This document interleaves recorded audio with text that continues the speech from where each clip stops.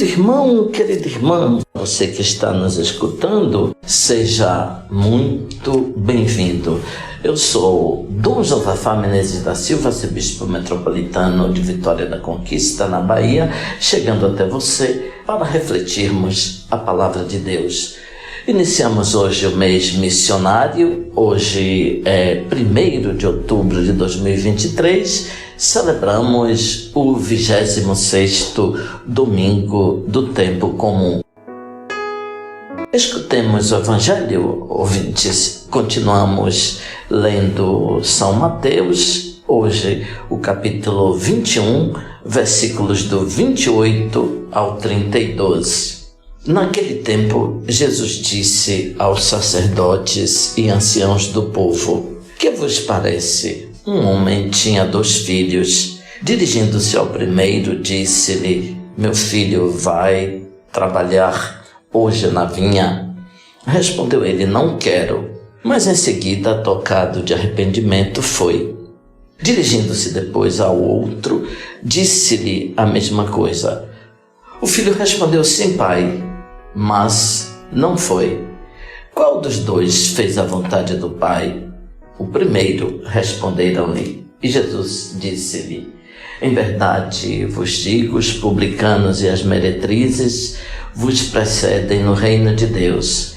João veio a vós no caminho da justiça e não crestes nele. Os publicanos, porém, e as prostitutas creram nele. E vós, vendo isto, nem fostes tocados de arrependimento para crerdes nele? Ouvinte, portanto, em todas as igrejas católicas do mundo, hoje nós escutamos esse trecho do Evangelho de São Mateus. Volta o tema da vinha que nós tínhamos visto domingo passado. Recorde, ouvinte, um patrão saiu 5 vezes para contratar operários para a sua vinha. Quando encontrava as pessoas paradas, dizia: Ide trabalhar na minha vinha. E aqueles operários iam trabalhar na propriedade daquele senhor. Qual o contexto em que Jesus conta a parábola deste domingo? Jesus tinha entrado triunfalmente em Jerusalém e se apresentou no templo, derrubando as mesas dos vendedores. Os judeus então se perguntaram com qual autoridade Jesus estava fazendo aquelas coisas. Jesus respondeu com uma pergunta: o batismo de João Batista, de onde era? Do céu ou da terra? Eles não responderam, não quiseram tomar uma posição, se do céu ou se da terra. Na verdade, eles são como o segundo filho, que dizem sim e na verdade não é um sim, mas um não. Então Jesus disse que não diria com qual autoridade ele realizava aquelas coisas. Mateus 21, versículos do 23 ao 27. Vale recordar ainda, ouvinte, que antes da parábola que nós escutamos hoje, tem um episódio da figueira. Jesus foi a uma cidade, teve fome, viu uma figueira à beira do caminho, foi até ela e encontrou muitas folhas, mas nenhum fruto. Então disse à figueira: nunca mais produzas frutos, e a figueira secou. Então, ouvinte, com a parábola dos 2 filhos, Jesus explica a atual situação dos chefes dos judeus e também a situação dos pecadores e publicanos que entrarão primeiro no reino dos céus em relação aos que se consideravam fiéis à aliança e aos mandamentos. Vejamos então, ouvinte, alguns detalhes da parábola deste domingo. Naquele tempo, Jesus disse aos sacerdotes e anciãos do povo: que vos parece? Jesus então envolve desde o início os ouvintes, que são os sumos sacerdotes e os anciãos, chamando-os ao debate. Eles são convidados a tomar posição diante de uma breve narração que conta a história de um pai que é proprietário de uma vinha, presumivelmente de modestas dimensões, que se dirige, o pai, em 2 momentos, aos 2 filhos para convidá-los a trabalhar na vinha. Ao introduzir a fala, o texto utiliza a palavra filho, demonstrando afeto e uma atitude cativante. Não se diz se era o filho mais novo ou o filho mais velho. Se diz simplesmente filho, e quando um pai diz filho, está, portanto, iniciando um discurso com uma certa manifestação de amor e querendo, portanto, cativar o filho. Os dois filhos, então, são interpelados muito cordialmente por seu pai e são convidados a trabalhar na sua vinha.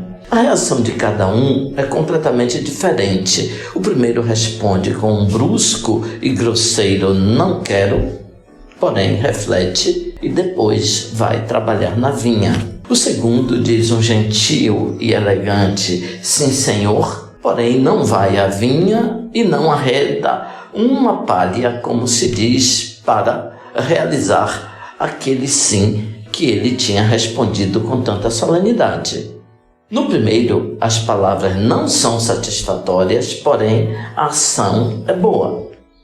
Evidentemente, o decisivo não são as palavras, mas os fatos, as ações. Somente com os fatos se pode corresponder à vontade do Pai. É assim que pensa também São Mateus em outras partes do seu Evangelho.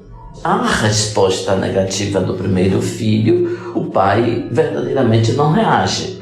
É o próprio filho que muda de ideia por si mesmo. Certamente não foi no primeiro momento para a vinha, mas no segundo momento se demonstrou obediente e foi então realizar o desejo de seu pai. A parábola não deixa claro se o pai, antes de fazer a pergunta ao segundo filho, se teve conhecimento de que o primeiro teria mudado de ideia. Em todo caso, ele se dirige ao segundo filho, que lhe dá uma resposta verbal exageradamente positiva: "Sim, Senhor, eu irei". Incrível, portanto, que chame o pai de Senhor e não de pai, como tudo pareceria indicar. Esse filho que chama o pai de Senhor não vai trabalhar na vinha. Qual dos dois fez a vontade do pai? O primeiro, responderam os ouvintes de Jesus. Eles, então, aprovaram o modo de fazer do primeiro filho, que diz não, e depois se arrepende e vai trabalhar com muita confiança na vinha de seu pai.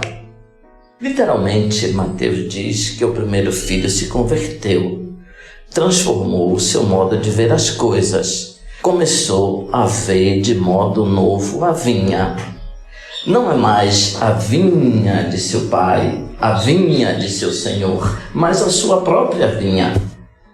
O pai não é mais o patrão a quem se submeter, mas o cultivador que o chama a colaborar para que a sua colheita seja abundante, para que os vinhos ali recolhidos sirvam para a festa em sua casa.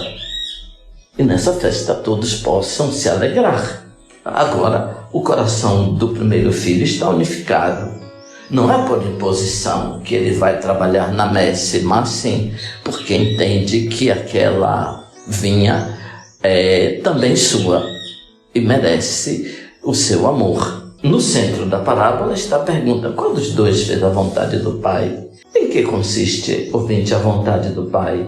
Ter filhos respeitosos e obedientes? Não. O sonho do Pai não é ter uma casa habitada por servos obedientes, obsequiosos, mas por filhos livres e adultos, alinhados com o projeto do Pai, que é verdadeiramente a maturação e o crescimento do mundo. A moral evangélica não é da obediência, mas da fecundidade, dos bons frutos, dos cachos de uvas cheios. A vontade do Pai é que nós possamos dar muitos frutos e que esses frutos permaneçam. A conclusão de que os publicanos e as prostitutas estão na frente dos líderes religiosos de fato, é também uma resposta aos cristãos, porque muitos de nós não apresentamos nenhuma obra ou somos estéreis no nosso modo de ser cristãos. Somos muitas vezes cristãos de fachada, mas não somos profundamente, somos cristãos de palavras, mas não de atos. As palavras são, de certo modo, consoladoras, mas elas não revelam ainda a expressividade mais profunda de nosso coração. Nós podemos começar a nossa conversão, certamente através de nossas palavras, mas a conversão se faz real quando das palavras nós passamos aos atos. Então Jesus diz: em verdade vos digo, os publicanos e as meretrizes vos precederão no reino de Deus. A aplicação que Jesus faz da parábola é revolucionária para os seus interlocutores. Eles concordaram com o modo de agir do primeiro filho, mas certamente não concordariam com a aplicação que Jesus fez. As autoridades religiosas judaicas consideravam difícil a conversão dos publicanos e das prostitutas. Jesus, por sua vez, diz que os publicanos e as prostitutas entrarão no reino de Deus antes das autoridades que estão ali diante dele. Jesus constata que os publicanos e as prostitutas acolhem com maior boa vontade a mensagem do reino de Deus do que aqueles que teriam por função receber a mensagem e praticar. Com essa aplicação, fica claro que Jesus vê na figura do filho que diz sim e depois desobedece às autoridades judaicas, e no primeiro filho que diz não e depois se arrepende e vai trabalhar na vinha, as prostitutas e os publicanos. O primeiro filho, como Jesus bem disse, são as pessoas que durante o ministério público eram consideradas perdidas. Não observavam a lei, como os ladrões, as prostitutas e os cobradores de impostos. Embora o anúncio fosse duro para eles, exigia uma mudança de vida. Inicialmente eles acharam as palavras duras, mas depois repensavam e se convertiam. Podemos dizer que o segundo filho são os fariseus, os doutores da lei e os chefes do povo, que eram rigorosos e escrupulosos nas prescrições da lei. Eram os homens do fácil sim, mas que não se identificavam plenamente com a vontade de Deus. Eram membros do povo de Israel que, em nome da fidelidade à lei, terminavam traindo nos fatos o projeto de Deus que está acontecendo em Jesus Cristo, projeto que foi, então, anunciado e introduzido por João Batista. Os chefes religiosos, no início, apoiaram Jesus e reconheceram nele um profeta, pensando que iria se contrapor ao poder romano. Mas depois, quando viram que Jesus começava a se identificar com os pobres, foram abandonando o Nazareno e deixando-o de lado. O texto continua: João veio a vós no caminho da justiça e não crestes nele. Os publicanos, porém, e as prostitutas acreditaram nele. E vós, vendo isto, nem fostes tocados de arrependimento para credes nele. O primeiro convite que Deus fez aos judeus foi através de João Batista. Esse convite, as máximas autoridades não responderam positivamente, não acreditaram em João Batista e por isso não se converteram. Consequentemente, não entraram no reino do céu. As autoridades se assemelham, portanto, ao segundo filho, que diz palavras bonitas, porém não fazem a vontade do Pai. A advertência de Jesus se faz mais incisiva porque coloca seus interlocutores em contraposição com os publicanos e as prostitutas que escutaram a mensagem de conversão de João Batista. Os chefes dos judeus se sentem ofendidos quando são mencionados juntamente com as prostitutas e os publicanos. Segundo eles, os publicanos e as prostitutas estão excluídos por princípio do reino de Deus pelo modo de viver contrário à lei. Jesus, ao contrário, vê que o primeiro diz não, depois se arrepende e, a partir do arrependimento e aprofundamento, diz sim com muita responsabilidade, concretizando a vontade de Deus. Se alguém diz um não e viveu mal, não deve se desesperar. Um não que se retrata e se corrige e é seguido de uma atuação justa, sucessiva, é um caminho interessante de vida. Todos os que erraram antes podem receber um estímulo importante da parábola de hoje. São João Crisóstomo diz, num comentário ao texto de hoje, assim: mesmo quando alguém caiu na mais profunda maldade, não deve se desesperar de não poder se converter e melhorar. Será que não lembramos da pecadora do Evangelho que deu um exemplo de pecado muito grande, mas depois deu um exemplo de grande arrependimento e se mostrou muito piedosa em relação a Jesus Cristo? E São João Crisóstomo diz, não somente ela, mas muitas pessoas que estão no meio de nós, elas, depois de uma vida muito perdida, se converteram e realizaram a vontade de Deus. São João Crisóstomo cita o caso de uma mulher muito conhecida em Jerusalém, chamada de Pelágia, que tinha uma vida irregular, conhecida por todas. Depois que se converteu, levou uma vida de grande santidade e virtude. Ela se fez merecedora dos mistérios inefáveis, demonstrando um fervor digno de graça. Depois de ter lavado no batismo todos os seus pecados, ela viveu a mais alta filosofia de vida cristã. A parábola traz para nós uma representação interessante de nossa vida. O nosso sim, muitas vezes, se assemelha a um não. Isto é, porque é um sim desmotivado. E por isso, não é um sim apaixonado que nos envolve, portanto, naquelas palavras que nós dissemos. Dizemos um sim que mais se parece com um não.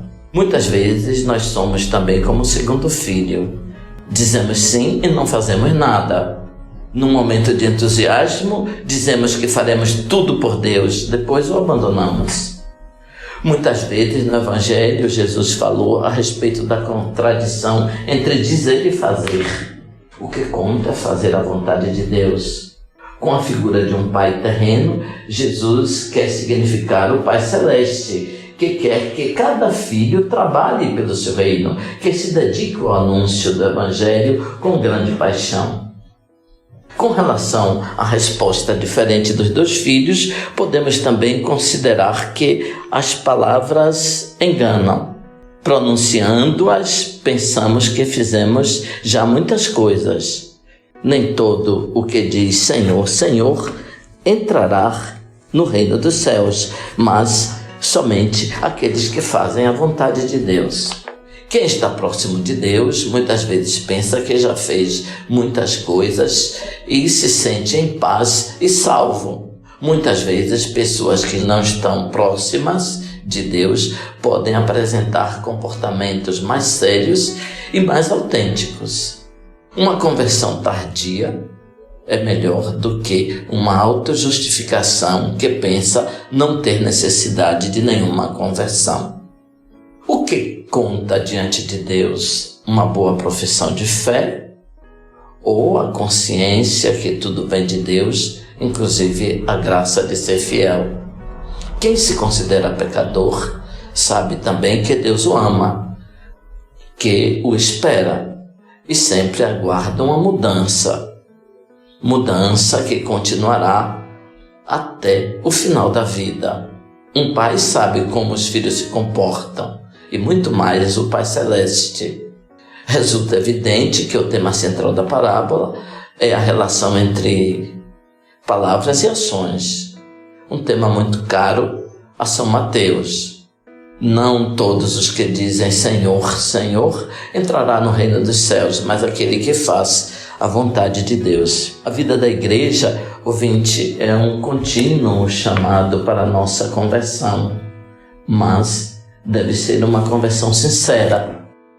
A propósito, ouvinte, neste final de semana, temos o início do ministério episcopal de Dom João Batista Alves do Nascimento, novo bispo da Diocese de Barras, no oeste da Bahia. Dom João Batista é natural de Jordânia, Minas Gerais, aqui perto de Itarantim, mas viveu a sua adolescência e juventude aqui em Vitória da Conquista. Tem seus familiares também em nossa cidade, nas várias comunidades paroquiais de nossa arquidiocese. Ele é redentorista, foi ordenado padre em 16 de dezembro de 2001, aqui na Catedral de Nossa Senhora das Vitórias, por Dom Ceslau Stanula, na época bispo de Itabuna. Dom João Batista estava no Santuário de Bom Jesus da Lapa desde 2019, assumindo a função de reitor, e ontem tomou posse como 9º bispo da Diocese da Barra, que é uma das mais antigas do interior do estado da Bahia. Dom João Batista é o 3º bispo redentorista que assume a Diocese da Barra. Rezamos para que seja fecundo o seu ministério, mas um filho de conquista que ascende ao episcopado. Abençoe-vos Deus Todo-Poderoso, Pai, Filho, Espírito Santo. Amém. Louvado seja nosso Senhor Jesus Cristo, para sempre seja louvado.